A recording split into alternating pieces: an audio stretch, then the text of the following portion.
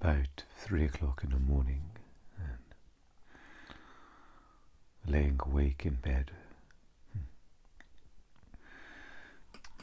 and I can almost feel the caffeine moving through my body.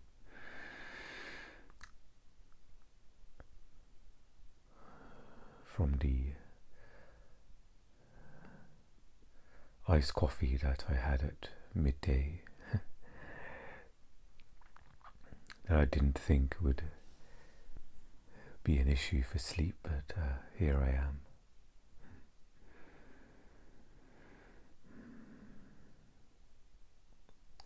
And as I lay awake in bed,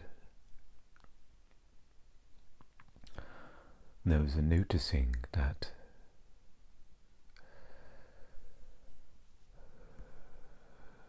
for at least this moment, the recent suffering that has been consistently there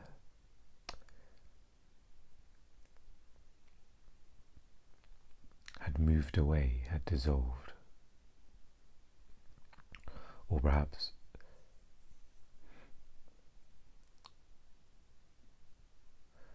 the mind was perhaps not in suffering anymore. Perhaps the suffering is still there underneath, but perhaps the mind, the emotional storm of the mind had calmed. And there was a noticing that I was back in identity again, but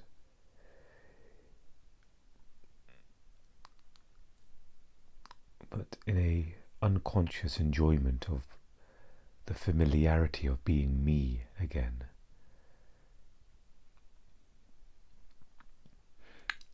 And it was almost as if the egoic energy, the illusory mind,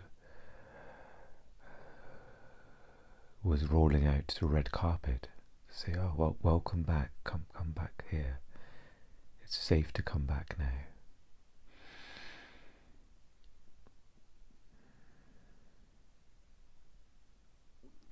And it was almost one movement here. It wasn't an invitation, and then I could look at the invitation, going back to egoic energy, going back to the unconsciousness of the illusory identity of me. It was almost a sense of familiarity and comfort. Okay, I can go back to what I was doing before. And it was so subtle that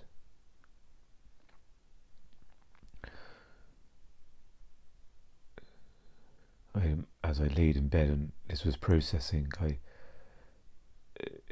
I'd imagine for example, when your eyes are focused on an object, and then the very subtle mechanism in the eyes where it can focus outward and focus beyond the object. It's a very subtle. And it felt like that kind of happened there. A slight flickering of awareness came in, and it shone on what was happening there. I was back in the sort of cozy chair of identity.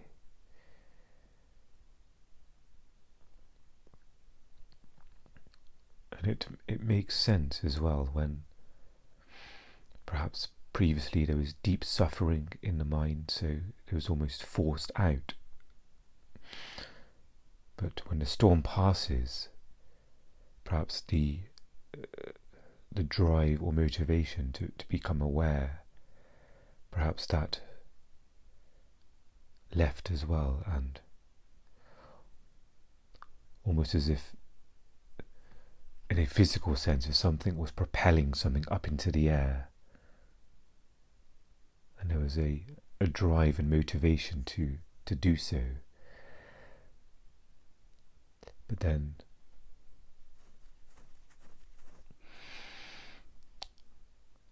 the need for that disappeared, and the propulsion to go into the air that relied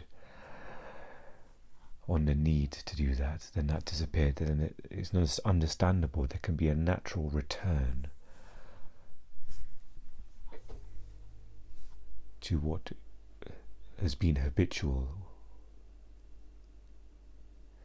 for decades or more. And in that very slight opening of awareness, you can be presented with a question, meaning, do you want to go back to sleep? Or do you want to stay free?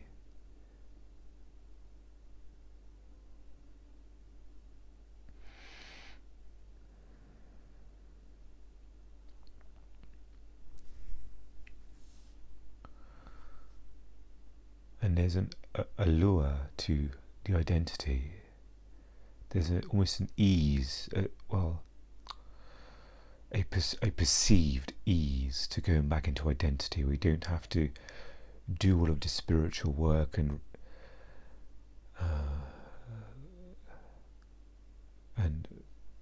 remain is not the right word, but we use it. Remain present in spite of the pain, the movements of pain, and there's an ease to kind of going back into the sleepful state of identity. There is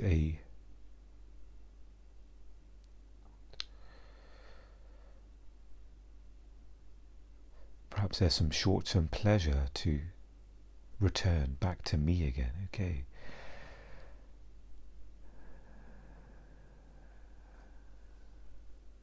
And there's an enjoyment in that when there isn't suffering in it. And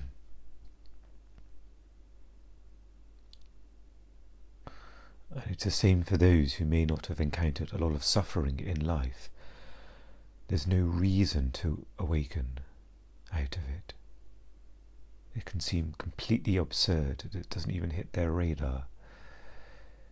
If you were to have a conversation with somebody where they may have a so-called happy life situation, or many happy life situations,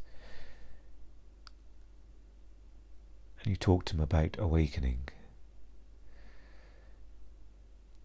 it will be a very short conversation, followed by them leaving, probably.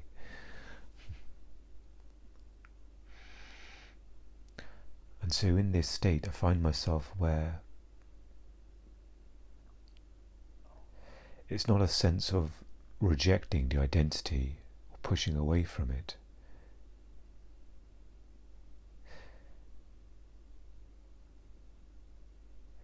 It's perhaps beginning just with the noticing of something wanting to pull you back in.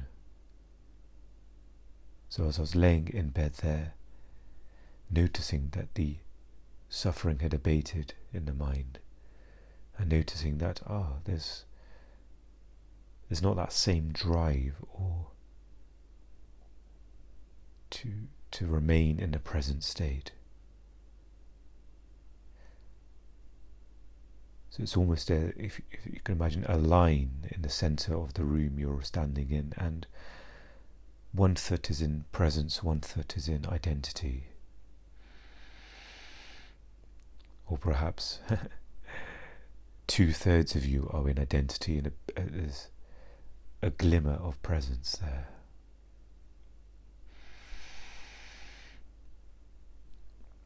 And the egoic identity is almost saying to you, there's no reason for you to now, you can come back here, there's no suffering anymore. And it's almost as inviting as a warm bath, a familiar warm bath.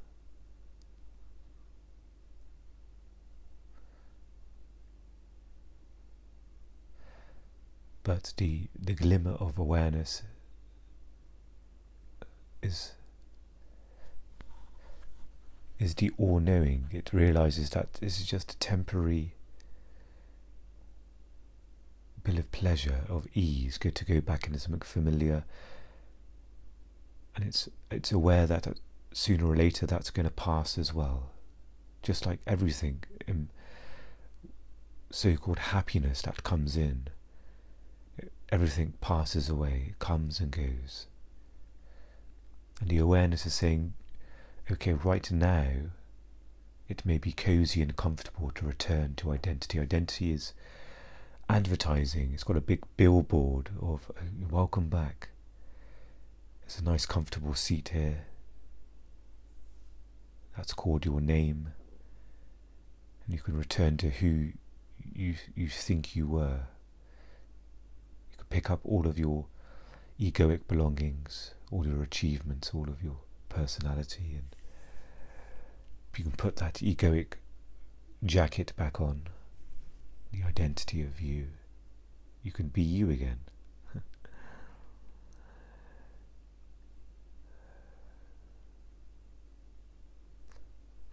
But the teachers often say, the spiritual teachers, once the awakening process has happened, and I hear this in a lot of Ram Dass's audios that I listen to, that you can never go fully back to sleep.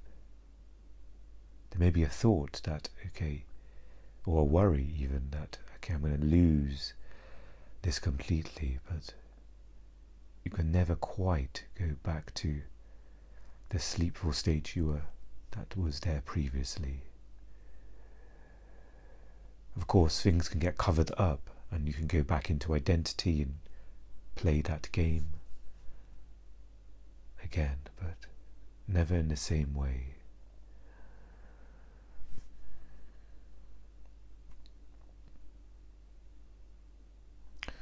Perhaps the example of when you're watching something on TV when you're younger, there may not be the awareness that this is being filmed and this is being constructed, that this is fictional.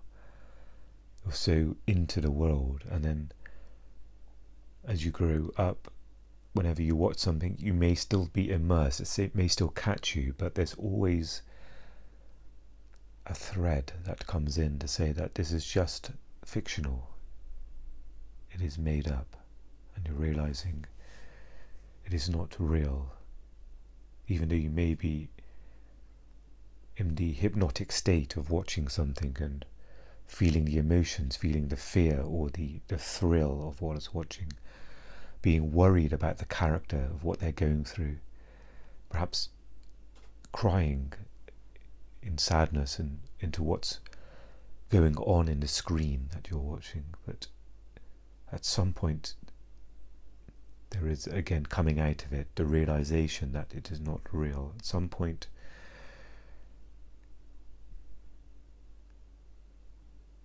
if there is the covering up of awareness and the return to identity, at some point again there is the subtlety, just as I talked about, the focus of the eye, the physical eye looking out. There's a very subtle change in its focus, that it can suddenly see what's beyond the object. And in this case, the spaciousness around the egoic energy there, it may be in a very, very subtle way. It will return once again.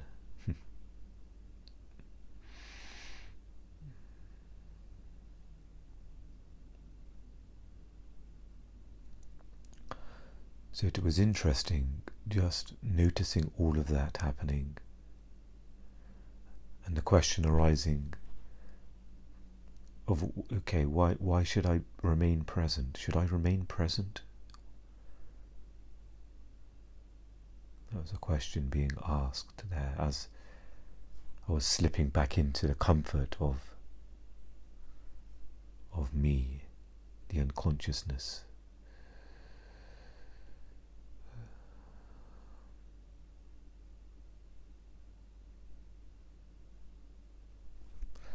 And then there's the awareness of, oh, this is perhaps just part of the practice that's happening here.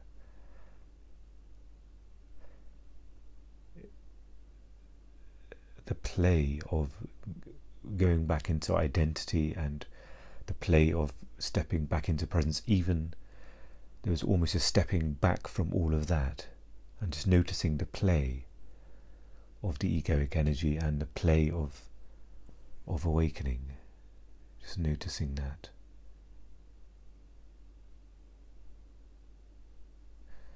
So there's no reaction there's no sort of mental analysis of, there may be the question arising, should I remain awake or should I go back to sleep, in a spiritual sense.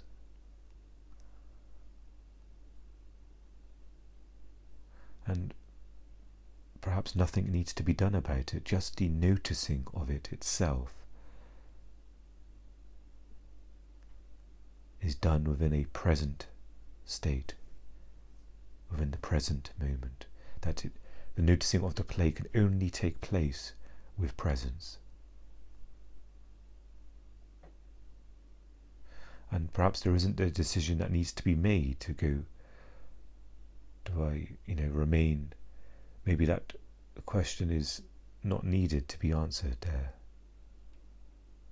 Because as soon as the question is asked, it evokes the present state.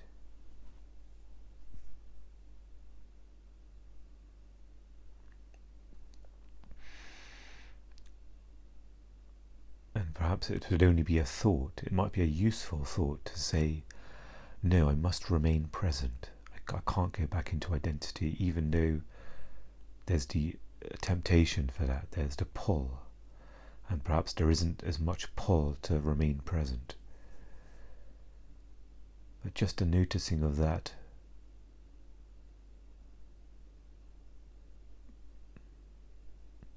is enough. No declarations are needed. I can't go back to there, or I must remain steadfast in my presence. It's a useful thought, but it's also just a thought that's happening in the stillness of now.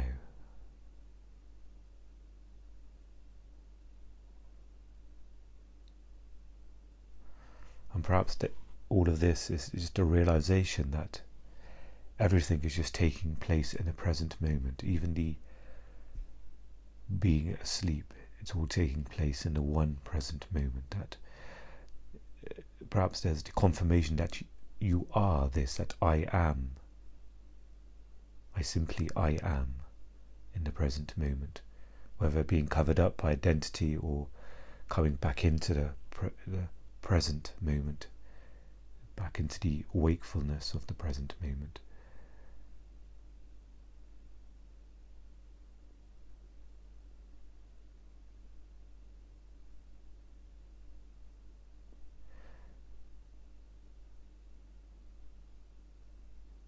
That in some ways there isn't a choice. That in the mind it may be a mental sort of gymnastics about this stuff, but in the noticing of the play of it, you're noticing that you can't be anything else, that nothing, of course it could be covered up, but you are that consciousness that you seek. I believe that's something that Rupert Spira mentioned in one of his videos. Just as the visual, the physical eye in the body notices the focuses beyond the object and realizes that, okay, the object is always within space, that this body and the thoughts and the mind, the identity is always within the vast spaciousness of now.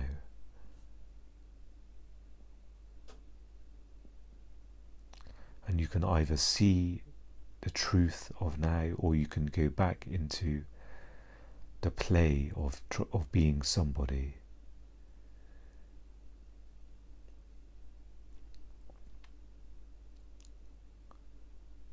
And perhaps there'll be a quiet whisper to say that, well, you've been somebody for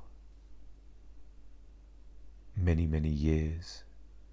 And there's been lots of suffering there, lots of no's to life in that place. Even though right now it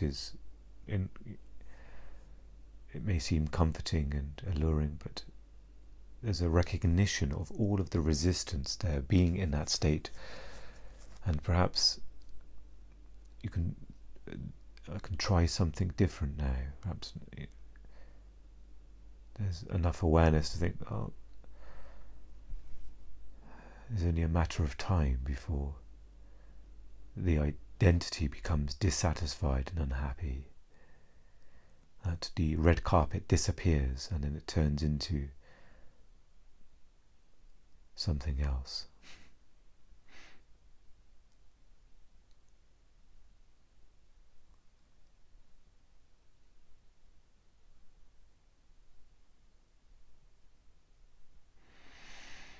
It just shows the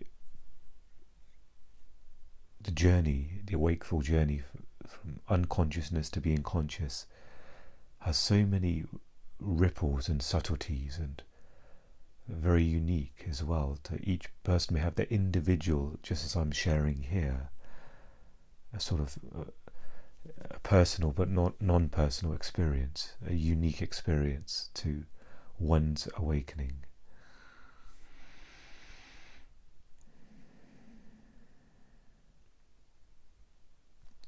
It's almost as if every person who goes through this process can almost write their own book on what happened to them and all of the different things. I'm guessing this is happening for me in an audio form, chapter and verse of my journey into presence, which is what this is.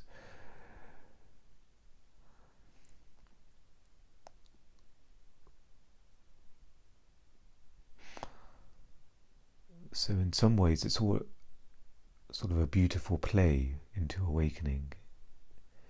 At times it may not seem this way, it may seem like a nightmare. You find yourself in the middle of identity and all of these problems and all of this, the palm hits your forehead, oh God, back here again. Or you're not realizing you're asleep and you're in this, generating all of these, maybe a thought that just wipes you out in that place of, oh, this is what my life has become. And it's almost a huge black cloud, and you're back in there again, unaware that there's an unlimited, peaceful, still space very close by.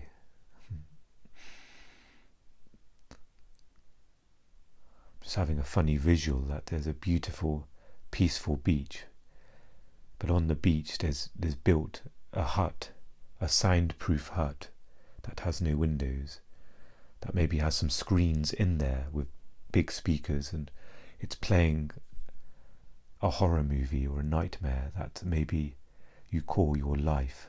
But you don't realize that stepping out of that hut, there's a beautiful beach there, there's sand. It can be like this.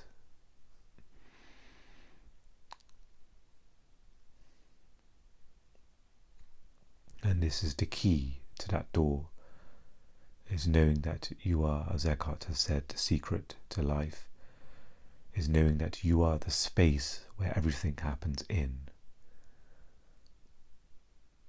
So that so-called nightmare of life, that me and my life, and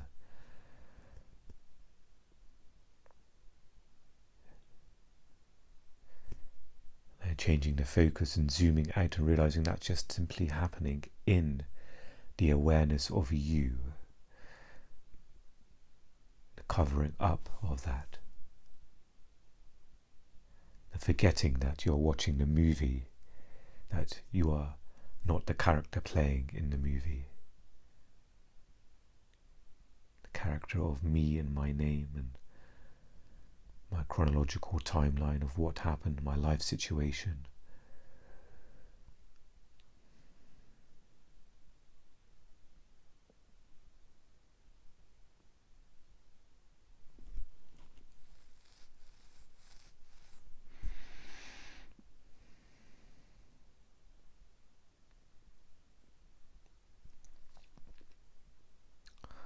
So all of these movements, stepping into awareness, being covered back into identity, back into awareness, it's all part of the journey there.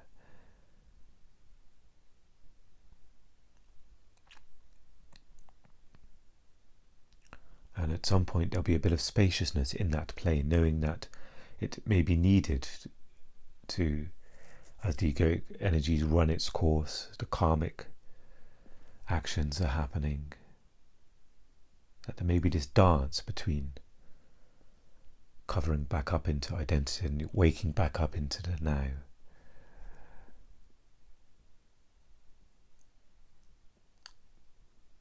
And of course it is life challenging us, knowing what is needed. That all of this, nothing's by accident. Everything's very precise. And it's all there, as I understand it. It's part of this serving you to awaken. So the so-called going back into identity is not a failure, in a sense. It's part of that, maybe what's needed in going back into identity again. There may be a deeper coming out of it into awakening, and there may be a longer stay in the present moment, and then back in perhaps you may need to go, and then coming out for an even longer stint in the wakeful state. And it might be like this, but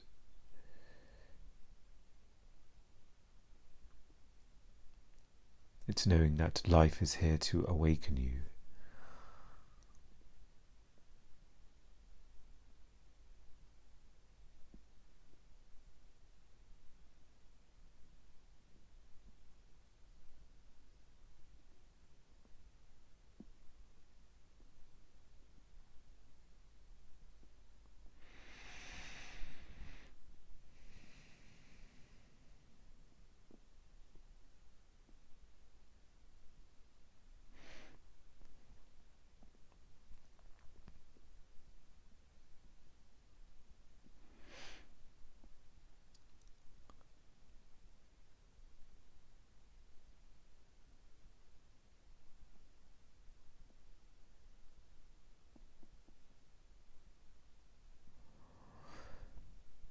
Perhaps there isn't no longer the sharpness, the desire, burning desire of freedom, when perhaps the suffering recedes in the mind. But there's a subtle knowing that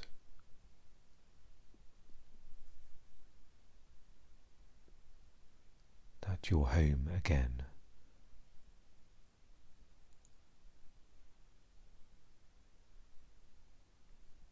That this is who you are.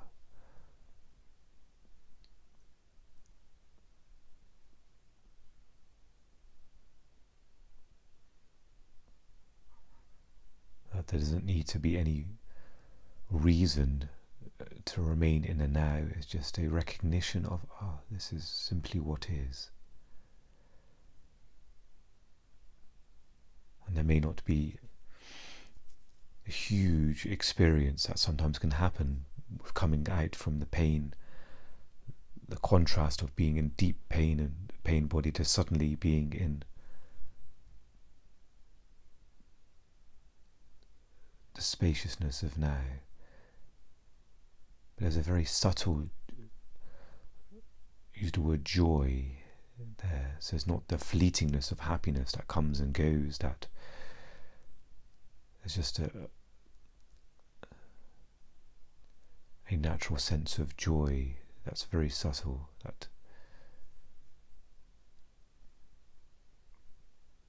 doesn't rely on anything. It's just its own, the self-knowing. It has that quality, that natural joy, just as the fragrance of a flower has its own scent. That the fragrance of your true nature is this endless emanation of joy, vibration of joy.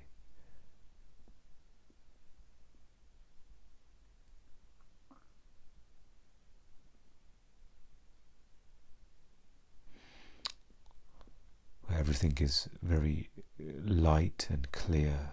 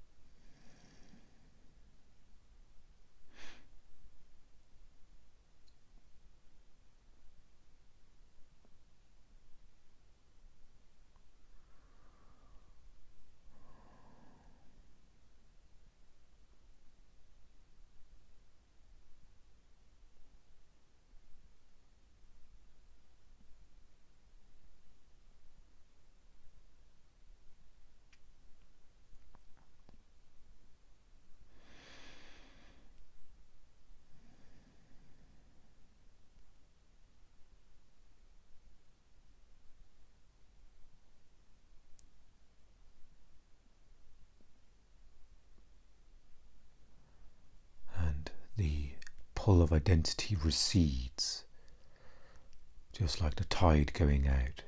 It may come back in at some point again to invite you back into identity, but at some point it will recede again. It can no longer stand in the light of consciousness.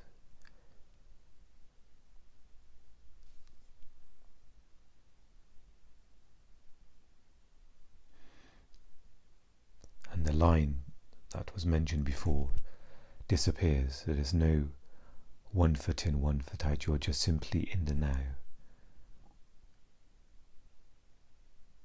And the line may come up as a very, in the background, it may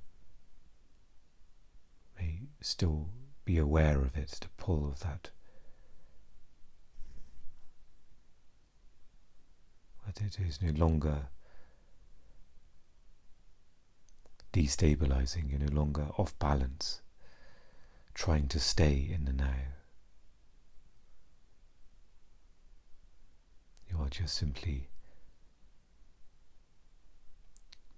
firmly anchored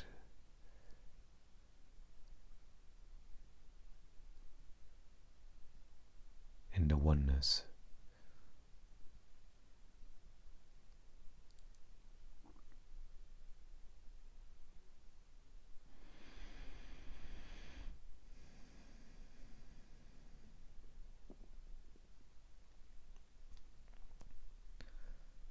And everything else can almost seem like it was a dream.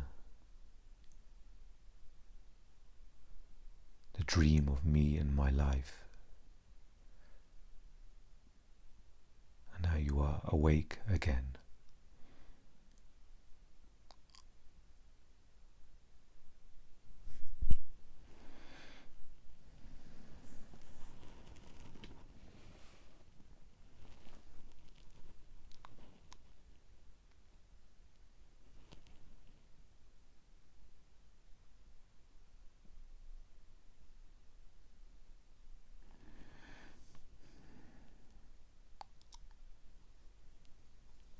So I'll be bringing this episode to a close.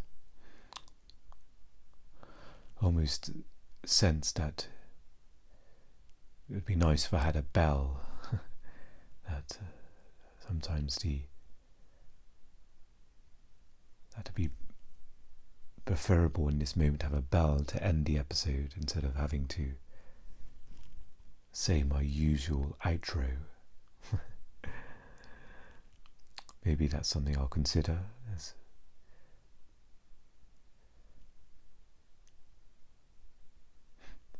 I don't tend to enjoy these little bits of having to say hello at the start, and sometimes it's nice to say welcome, but the ending of the episode sometimes it can feel a bit empty sometimes to say the same thing, just as a bit of a placeholder to end the episode, so I can understand the bell to end it. A wordless and a beautiful way to end. So maybe that's something I'll there's a funny thought happening here as well about sometimes I can sense that the way I'm talking is perhaps similar to how Eckhart may talk. Of course, I listened to a lot of his videos in the past, and I'm sure that's influenced how I am talking now and how I'm sort of conveying the pointings of the present moment. And obviously, if you've watched Eckhart's YouTube videos, it starts with a bell. But maybe it's okay for me to borrow that as well, and not to worry if I become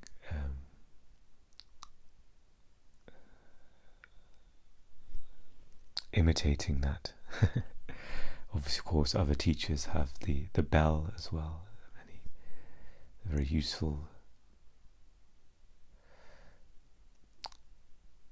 It's very something that can signal something, but also it doesn't go into the mind. It's not nothing for the mind to add when the bell is sounded. It's a beautiful, almost inviting into presence, like the alarm clock of who you are.